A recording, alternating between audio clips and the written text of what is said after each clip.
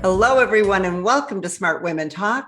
And I want to welcome you to where I search the world for smart women and a few good men, including best-selling authors, thought leaders, and change agents who are on that leading edge. So we interview people about money, business, health, inspiration, and the metaphysical.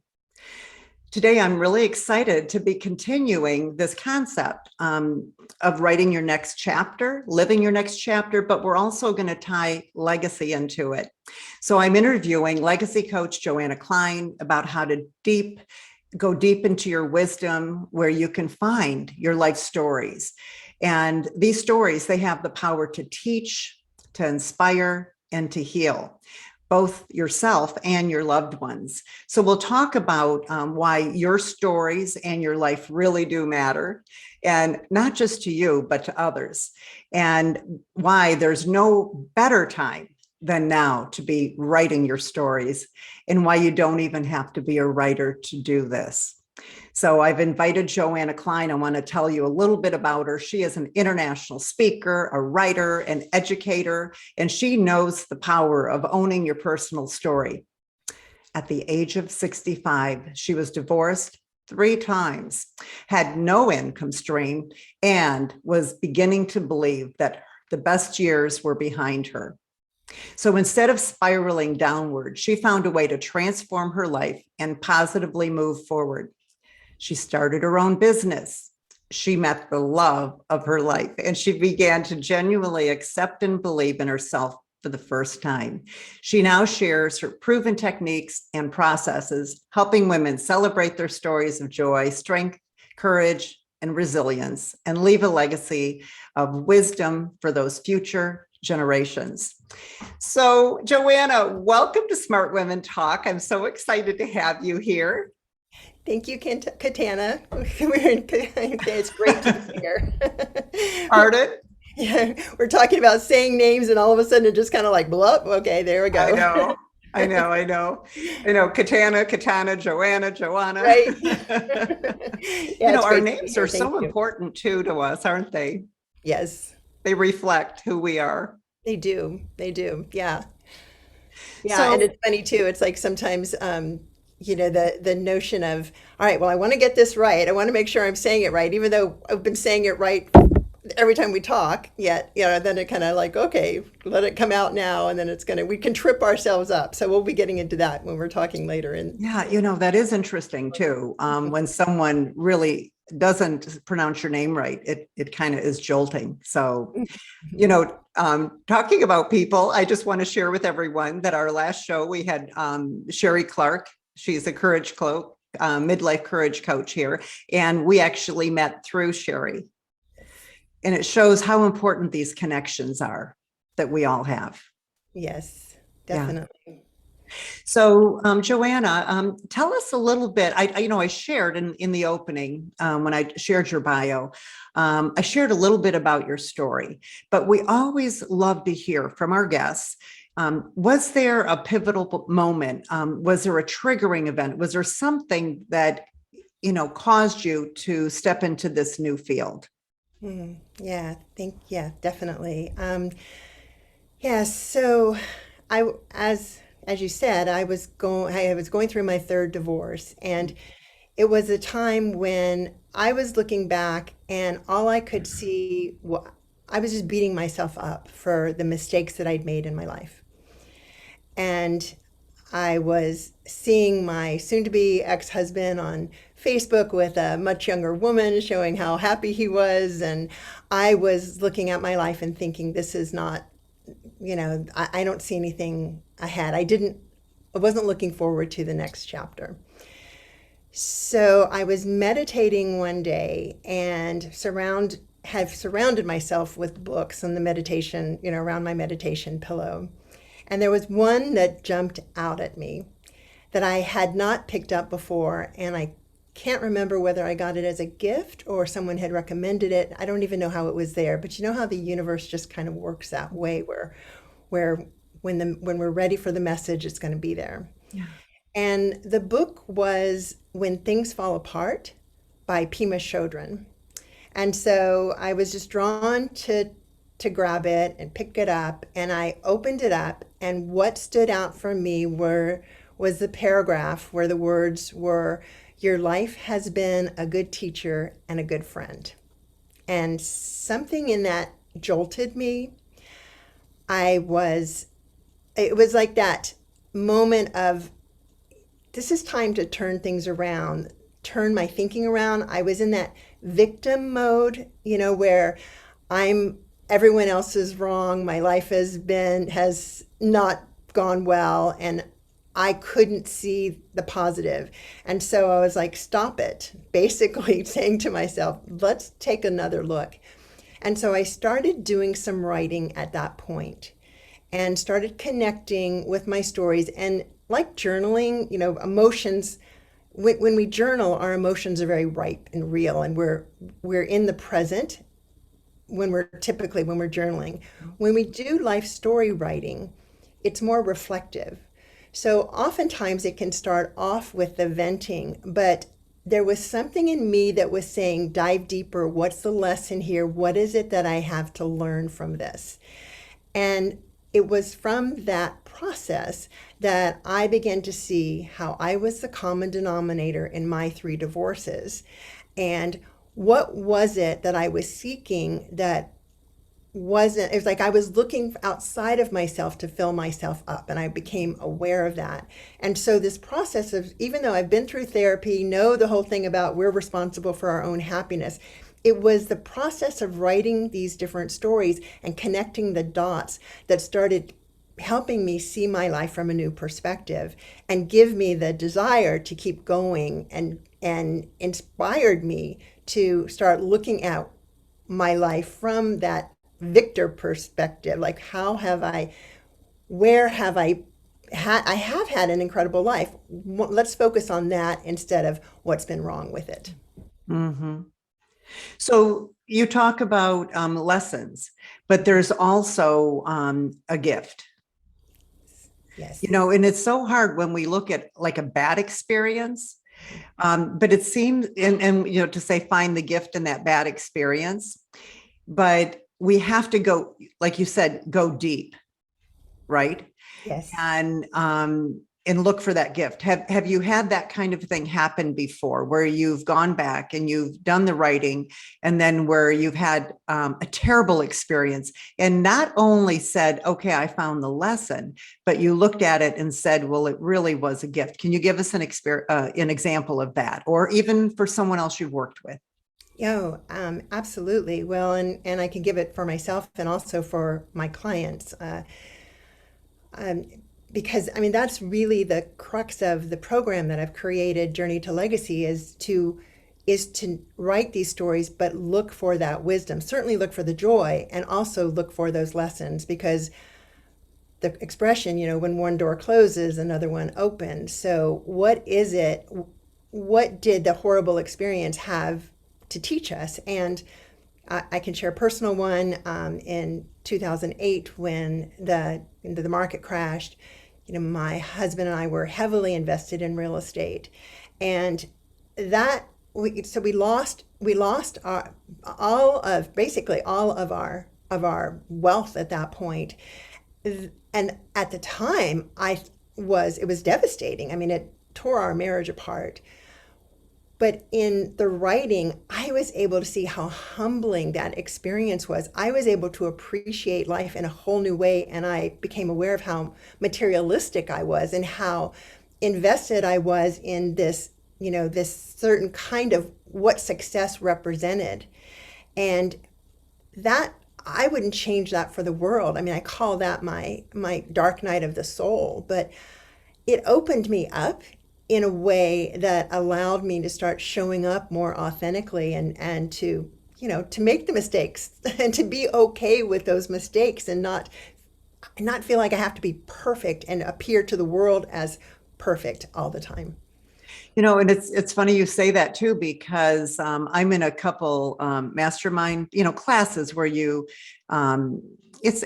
have mastermind sessions, and in one of them I'm in, I have my coach, my business coach, and I have two of my clients. And I thought, what did I do to myself? Because, I have to look perfect in front of these people, right? And I just decided, no, I'm going to use this as a learning tool for myself and get the support I need. And it's wonderful when women can do this. I have a question for you. Do you think it's easier for women to do this than for men to do this when they get together? My program is for women at Yeah. this point, but I have connected with men who have shown interest. And in fact, my own partner, who's Matthew, does some of this processing himself as well. So I think it's powerful for both men and women. We all are carrying stories from our past. And just like the optical illusion, for those of you who might remember or have seen it, about there's a image of some people see the old woman and some people see the young woman in the picture. There's another one with an urn or two or profile of two people. And our stories are like that. There is another perspective in all of our stories. And so when we're able to find that other perspective, particularly when they are stories of pain or shame or guilt, and that's carrying us, by getting them out of our head and onto the paper, it can really be, it can be like this huge load taken over. So yes, I've seen it happen for men, and definitely I see it because of my group happening for women. So the people that you're inviting to do this, okay, and just for all of our listeners, what is the purpose of doing this? Is it sometimes just the purpose is to help you discover who you are, your purpose, and why you're here and what you want to be doing, or healing? Or are people doing this for other business purposes? Are they trying to create some kind of memoir? I mean, what is the purpose of writing your life story? Yeah, that's a great question. Originally, when the idea came to me, I thought the purpose was primarily legacy. And that one of the things that happened that was an inspiration for me to do this online course was that my older sister, who's 5 years older, uh, contacted me. It was 5 years ago, and said she had just found out she only had 3 months to live, and she had a rare form of uterine cancer, and she died the day after her son's wedding. And then a few years later, he and his wife had a little girl. And it was so clear to me that if we don't write our stories, they're going to die with us. Mhm. So there's so much value in sharing in letting those who follow know who we are. I only knew one of my grandparents. The other three had passed away by the time I was born. My father's mother died when he was only 5 months old during the Spanish flu. She was a nurse and she passed away. And then his father died when he was 16. So I know very little about my ancestors. And and struggling with identity has been something that I have dealt with all my life, is that self-love, self-esteem, knowing who I am. And there are studies that show that kids who know who they are, know their family story, are better, well adjusted in school. They do better socially, academically. And it makes such sense. It's like we know our story, and there's a pride in the story. Even if there's been ups and downs, there's still this sense of, well, this is who we are. So that was the original intent. But as I started to develop the program, so the original intent was to be able to share these stories that you really connect with our Are you saying those. to capture the stories from our loved ones so that we can pass those stories on? Because I wanted to ask you about that, because the holidays are coming up for those that are listening live, and I just think it's a terrific way to open the conversation up with loved ones. Absolutely, it is. So it's primarily writing our own stories because we know our stories better than anyone else. But certainly, it's a great time to pull in the stories from our parents or grandparents if they are still alive, because yeah, you get those down so that you can pass that on. We have one left in our family. She's Yeah. 80. over 80 now, of all of them, the aunts and uncles and grandmas and grandpas are just one. Mhm. And I thought, you know what, I'm going to get with her and get her story. And I'm encouraging everybody listening to go to their loved ones and take your iPhone and just capture those stories. So, and there's actually a website called legacystories.org, and they've got an app. They've got like tools and an app. So you can actually store the stories right there with the ancestors, and then they can all access them and stuff. So, there are great tools out because of our great technology today. We're so lucky. We are so lucky. We definitely are. Yeah, and as you're talking to them and interviewing them, go deeper in the stories. Because, there's a lot of like different writing prompts out there that say like, who was your best friend and what was your first car? And, those are fun, but it's like that knowing about the challenges, the kinds of things that we were talking about just before of, what were you able to overcome? What happened for you that initially devastated you but turned out to be a blessing? Or, what do you feel proudest about? And gaining those kinds of tips are really important. And one of the things I wanted to share that I thought was a neat idea is to grab some old pictures, and especially with someone that's older, snap a photograph on your iPhone, like take a picture of the picture and then give them the picture and say, tell me about what was happening in your life back then, in this picture, tell me about it. And they could be a little child, they could be a teenager next to their car, but that could get them going. Because I know I took my mother when she had dementia. She was living in assisted living, and I took her to the house she had just lived in with my stepfather. She did not recognize it. Then I took her to the house she lived in with my grandmother before she married him. Did not recognize it. Then I took her to the home we all grew up in for a period of the house before that. Did not recognize it. We started driving down John R towards 8 Mile because she, that's where she grew up, was at 8 Mile in John R.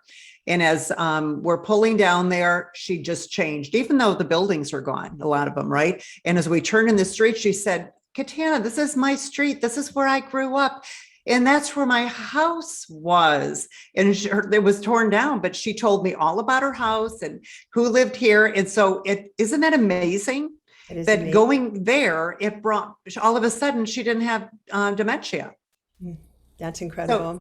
I'm saying, even if someone has dementia, maybe you can spark that and get those, getting those stories, because I think it is so important. And the apps on our phone can really be helpful. Yes, definitely. Yeah. And it generates such great conversation too. Once you start talking to family members about stories, and people are going to have a very different memory of the exact same situation. So be prepared for that when you start having those conversations. But it just opens up more connection with family. The other thing too, like tying in with this notion of the next chapter of our lives, Mhm. because I know what was so true for me in going through this process. When you ask about like, why do this? What has turned out to be so powerful, because women who are doing this don't always, not everyone has kids or grandkids or whatever, but it's the connecting the dots about our life. It's the finding the meaning and the golden thread that connects what it is that has been meaningful in our life, and finding those joys and finding those things that sparked us, like adventure. We love adventure. So we can look at our past to give us clues of how we want to live our future and to inspire us. And so it can be so powerful once we start that writing process, to remember who we are, to come back to what our truth is, and then use that to inspire us in seeing what it is that we're still longing for, or still want to add to our bucket list, or still want to do ahead. So tell us more about that, because that was interesting. So a lot of the women listening today, they are looking at this next chapter. We have, I think we've had a decade now of baby boomers turning 65. And we have all these boomers that are moving into this. And we're also while doing the show, we're in the middle of COVID. You mentioned the Spanish War. Isn't that ironic? But we're here in this period of COVID. And so it's not just the boomers that are looking at their next chapter. I've read people are hiking the Appalachian Trail. They're selling their home and moving into a motorhome and working remotely from a motorhome. Younger people, they don't have any of the constraints that we had. So it's not just going to be the midlife people looking for their next chapter. It seems like everybody's looking for their next chapter. So how can this writing process help all of us who are listening, you know, get information to help us with this next chapter in our life? I like to think of the writing process as like putting the pieces together of a puzzle. So you get a box, a puzzle, you open it up, drop, let it all fall down on the table, and some of the pieces are up, some of the pieces are down, some of the pieces are sideways, and so we start grabbing the ones that that we feel an affinity to, something that we resonate with, or we look shiny when to write about that. So starting just with that process of like a memory and going, putting it together, writing it, and then going to another, that can lead to another memory, that can lead to another piece of inspiration, or talking with family members and writing about something that comes out of those conversations. And before you know it, the puzzle starts taking a shape, it starts taking a form. And from that, it's like, oh, wait, I'm seeing some patterns in my life. I'm seeing some, and as I'm writing, I'm remembering some really fun things that I did. And now that's triggering in me the desire to do something like that, or brings up some longing of what it is that I've missed. Or maybe something that's getting in the way of our joy. Maybe we're carrying, I know a number of women in my program have had issues, challenging relationships with their father. And so the process of writing helps bring closure, so we're not carrying this with us. And as soon as we bring closure to something, then we've opened ourselves up for something new as well. Oh, wow, that's powerful. Okay, I like that. So, what about someone who is listening and they're thinking about this? Um, have you had an experience where someone has done the writing and then they have gotten that aha moment like you did, and they realized what it is they want to do in their next chapter? And, have you seen them like working in that next chapter, or have they kept in touch with you? Do you have a story about how the writing process has actually helped them get information to move forward with confidence? I think the biggest thing that, like, theme, if it was going to be a theme of the women who have done my program that I hear, is that recognition that my life matters. I am someone. I don't have to put others on a pedestal. It's that self-appreciation and self-pride.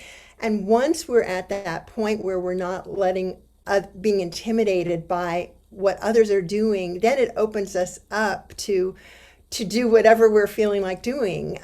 So that's the biggest theme. And most of the women who have done my program so far are in their 60s and 70s, a few in their 50s, and are looking at, how can I embrace, who it is that I've been so far. And so that's the consistent theme, is that self-love that comes out of it. And once you're there, then it opens you up for any possibility. Right, For right. me, it was realizing I've always wanted to be with a successful man. I loved people. I loved the idea of entrepreneurs. So I looked for entrepreneurs, and then it dawned on me, well, I can be an entrepreneur through my process of writing. It's like, I can be the entrepreneur. I can start my own program. So, that's an Well, example. that's huge right there, isn't it? That you became an entrepreneur yourself because you were looking for the entrepreneur. You gave that gift to yourself, and Mhm. then you were able to attract someone that could support you in what you're doing now. Absolutely. And also just probably admire you for what you're doing.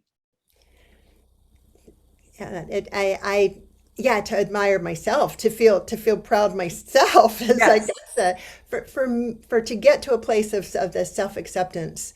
and being able to that confidence that I can do something like that that's big. I mean, I'm planning a backpacking trip right now. It's going to be the first time I've ever been out in the wilderness on a backpacking trip because I connected with the fact that I loved adventure through my life story writing. And, I'm seeing, other women who are in my program are finding one of them has recognized that she's got this passion, and just so many values and beliefs around helping those with attention deficit disorder. She's been a teacher, and what's come out of her writing is that she wants to do something about that, and she wants to have a bigger calling.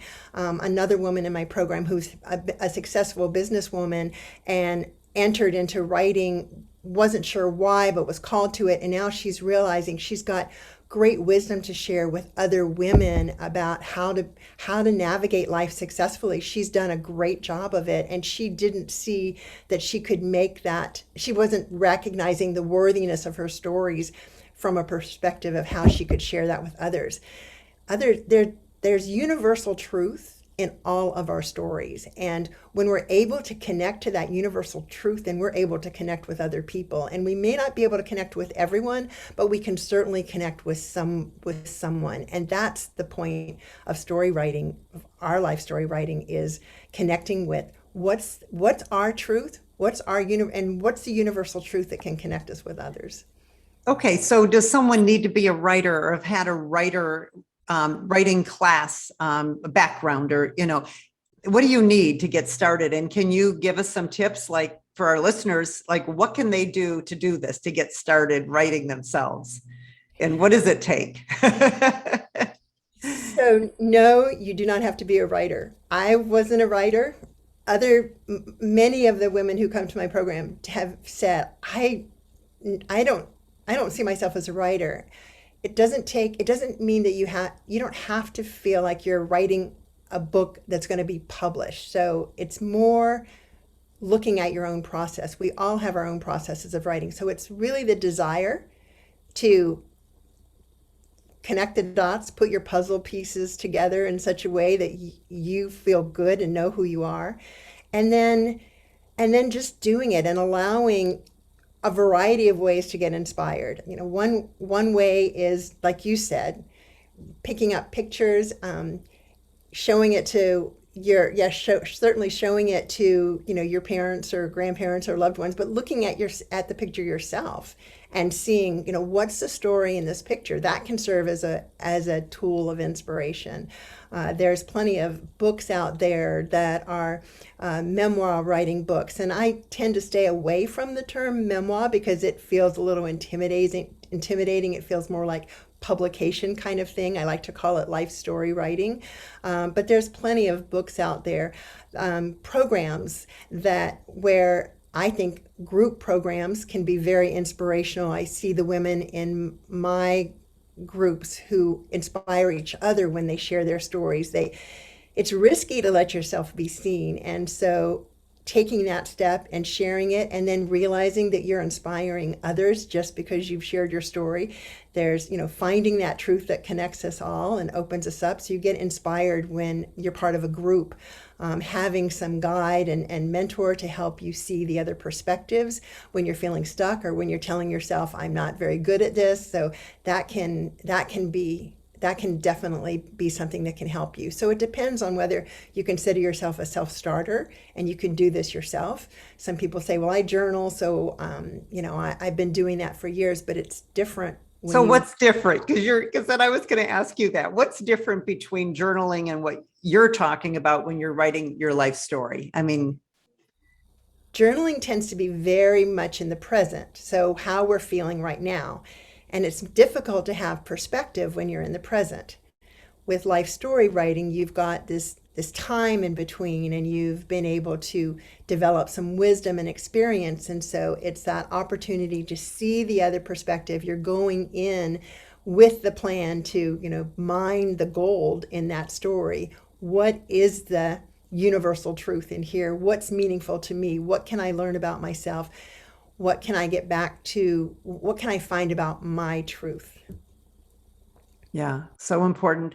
I One of the exercises I have people do is break their life up into decades, and year 1 to 10, 10 to 20, 20 to 30, 20 to going on for their whole life, and to who, what was happening. And Sherry and I talked about this a little bit, but what was happening in your early life, 1 to 10. She does it, I think, more like over 30 years, or leaves it more open or something. But what was happening when you were young, and then 10 till 20.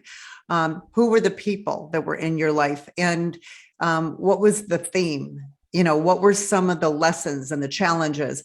And I think when we do something like that, and we can get it down on paper, this is what I found is I did that for myself. And, at 6 years old, my father died, right? Then that age from 10 to 20, I had this evil stepfather that was so abusive. So that was, living through that thing. And so then, I started going through that. And what I found is that, I had to find the gift in my father's passing and accept it, that I couldn't change it, and that perhaps these things happened to me because I was supposed to help other women.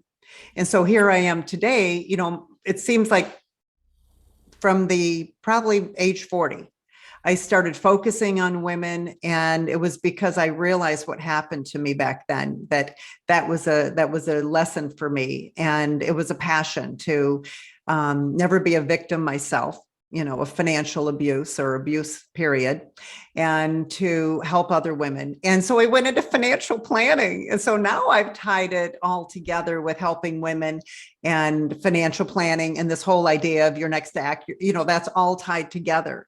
So have you had anyone use like doing these life stories to really come into their present now, and then really restructure their life in a way that was just so inspirational and transformative for them? So yes, and starting with the exercise, for example, because I have a variety of exercises, but something similar to yours in terms of the like a life outline. I invite people to take a piece of paper, draw a line on the left that's vertical, and then from the middle out a horizontal line, and that connecting point is birth. And think of important events that occurred as best as chronological as you can, and anything that brings a feeling like a warm fuzzy feeling, put it above that horizontal line, and anything that brings up a more painful feeling that felt like it was experience of loss or shame or guilt, put it below the line. And so notice kind of the trends in your life as you're taking a look at that life outline. And then choosing different ones, start maybe with the joyful, because sometimes it feels a little uncomfortable to go into the harder, the more painful ones, but start with the joyful one and write about that. And as just to add, for those of you watching, that you'll notice, I think typically as you write, it might spur an idea to write about something else. So, have a little notepad with you where you can just write down that additional story, so you can try to stay focused on the one story you're writing about. Or if you're that free spirit and you just want to go off with it, let yourself do that, but just be prepared.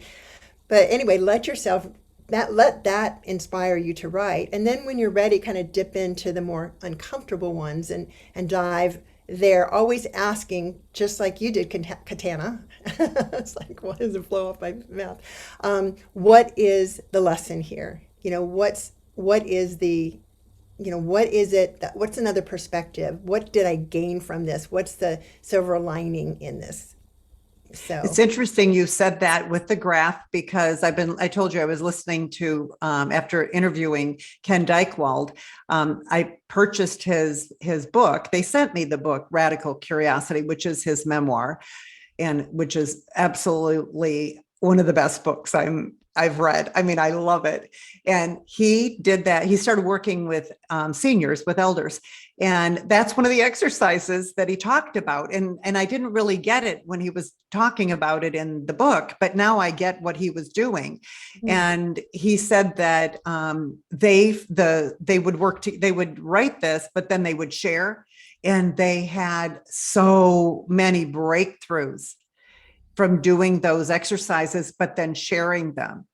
Yeah. So I think that's part of the power of this, is not just doing it by yourself, but being able to have someone to share that with, because maybe the process of not just writing, but then talking and getting reaction Well, can that's affirm and right can affirm you and help you go farther with it. I mean, I could just feel it right now of, oh yeah, I get that, right? And someone can get more confidence and more direction in their life that way. That's exactly the word that I was going to use. It's affirming. And that when the group of women, when a group of women get together and are sharing their story and are affirming each other and also triggering each other to remember certain things themselves. I mean, I think the best example of that is the Me Too movement.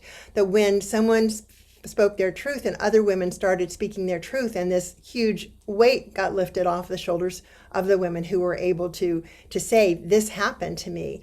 And when we're writing our stories, and if we're thinking about sharing what it is we're writing, just we always get to know that we're in charge of what it is that we're going to share.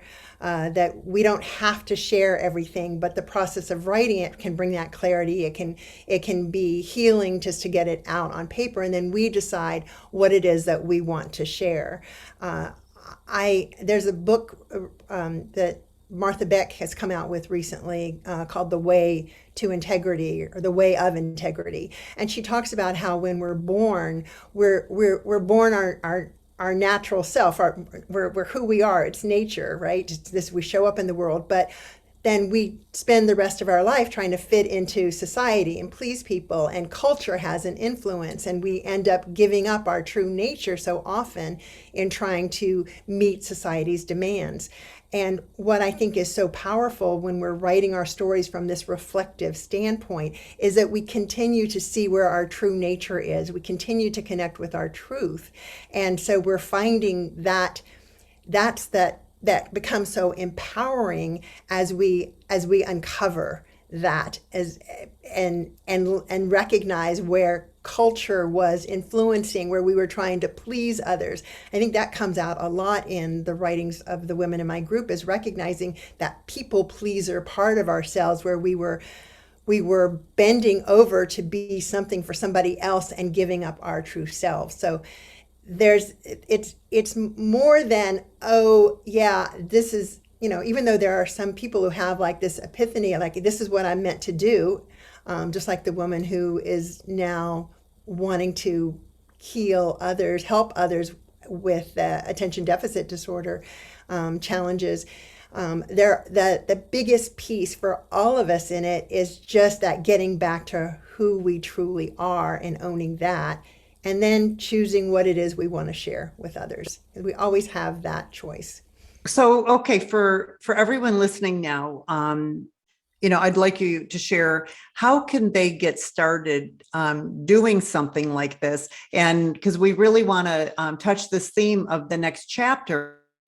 And so when I was thinking of the decades exercise and you were talking about your graph, um, one of the things that came to mind is that for both of these ways, for writing your next chapter, can't we just continue the decades forward? And now we can dream with what we've learned about our true self and our passions and our purpose and what we want to leave, because our life we lead is the legacy we leave. Can we use that to write those future chapters? Have you done that, or does it sound exciting? I thought that's something I do want to do. Yes, definitely. It's part of my what I do in the program. Like the last month of the 6-month program is like looking forward. What is it we want? And I heard a great exercise. If you were to give advice to yourself 10 years ago, like what is it that you wish you had done 10 years ago? And now think 10 years ahead, looking back, what is it that you're going to regret that you didn't do? Thinking of it from that perspective, because like, oh, okay, I can see if I regret something from the past, well, now, like, what is it that I don't want to regret ahead of me? So from that, thinking of it that way. In answer to your question in terms of how can people get going, there, Yeah. There's a variety of programs available for their memoir writing courses if people want to go about it that direction. Life story writing classes. There are memoir books to help people who feel that are self starters. I've got a starter kit that is included in the article that I provided to you and is on my website if people want to go to journeytolegacy.com and get the starter kit that way. And there are you can find inspiration in your pictures. You can find inspiration in family heirlooms, or maybe you're holding on to some things that a relative that has died and you're holding on to it, but you can't really use it. You can take a picture of that and write the story about what's sentimental about that. So there's a variety of there's inspiration is all around us, and allowing ourselves to go back into our memories and just start the process can really open up the floodgates of like, oh, one thing leads to another, and to another. Well, by the way, I love your URL, the Journey to Legacy. Thank you. You're lucky you got that. Thank you. It's very nice. But now you capture my attention on what you just said. So what is this kit that you have, and where can people go to get it?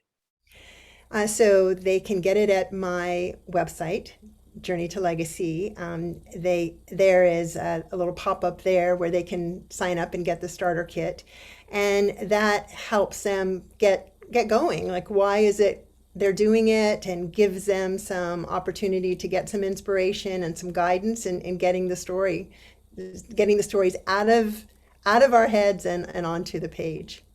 So, and for those that might be interested in doing a class with a group like you're talking about, do you have another class coming up at some point? Are they virtual? Are you doing anything like I remember us talking about retreats? Yeah. I do a virtual class. The next one, I do it twice a year and take up to about 12 women at a time. And it's a 6-month class, and where there's a variety of teaching sessions that I do, kind of inspiration sessions, as well as where we meet on a regular basis and share our stories. And I've created a membership website where you can log in and write your stories and add pictures, and then bring your own creativity to it by choosing cover designs and internal page design, and actually create your masterpiece right there on the website. It's all set up. I couldn't find anything that existed like it, so I needed to create it because Oh my goodness. so many of my clients feel technically challenged, and so I've totally simplified the process so it's extremely user friendly, where everything is there for them. So even to the point of organizing the stories and creating dedication pages and intro pages and automated table of content. So it's all right there for them. But what's in addition, there's lots of writing prompts. And with each of my writing prompts, I've got deeper questions because I want to invite people to go into that deeper meaning. And so that can inspire them to write further on and get to what's really ultimately that blessings, the lessons, the joys, the gold nuggets in all of our stories. Yeah. And I love that. There was something at the beginning that the power to teach, inspire, and heal. Mm-hmm. Oh, that is, and I had just written something like that today in my journal. Mm-hmm. Isn't that amazing? But that's really what people will be doing when they start looking at their life differently. It has been so wonderful having you here.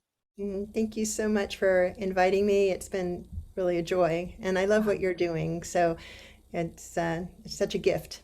Yeah, thank you so much. Yeah, it's really inspiring to have you showing women how, in a very simple way, they can look back at their life and release any of the regrets and understand and find the gifts, and then use that to create the next chapter in their life of why they're here and what they want their legacy to be. So thanks so much for sharing your wisdom with us. Thank you. You're welcome. So everyone, thank you for being here today as we continue with these wonderful inspirational interviews. Come to joinsmartwomen.com And you can join the Smart Women's Empowerment community, get our newsletter, and know who's going to be our guest. But you also get free access to the Smart Women's Academy with all kinds of wonderful resources and free courses. So thank you for being here today, and we look forward to our next time we connect. And until that time, go out and live with more purpose, passion, and prosperity.